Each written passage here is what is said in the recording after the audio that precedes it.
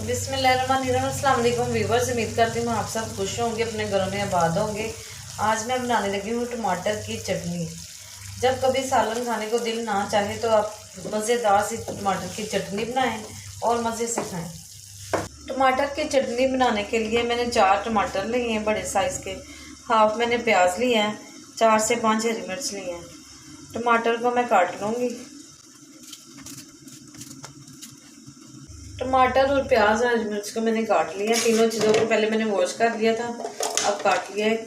एक ब्लेंडर का मैंने जग लिया, उसमें तीनों चीज़ें डाल दूँगी।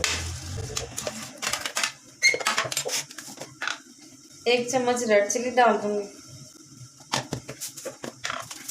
1 चम्मच नमक। ब्लेंडर के जग में मैंने डाल दिया, इसे मैं ग्राइंड कर लूँगी। अब एक पैन मैंने लिया, 3 से 4 टेबलस्पून ऑयल डाल दूंगी। मैं ऑयल को गर्म होने दूंगी। हाफ चम्मच लहसुन का पेस्ट डाल दूंगी और हल्का सुनहरा होने दूंगी।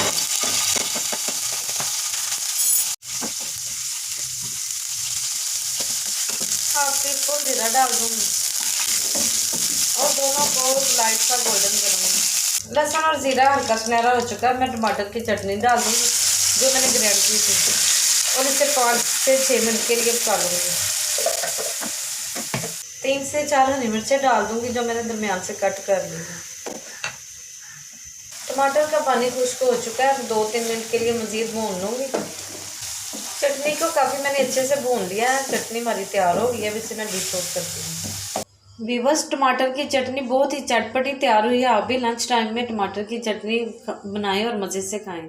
अगर मेरी रेसिपी अच्छी लगी तो मेरे चैनल को लाइक करें, शेयर करें और सब्सक्राइब करें। अपना बहुत सा ख्याल रखें। मुझे दीजिए इजाज़त। अल्लाह हाफिज़।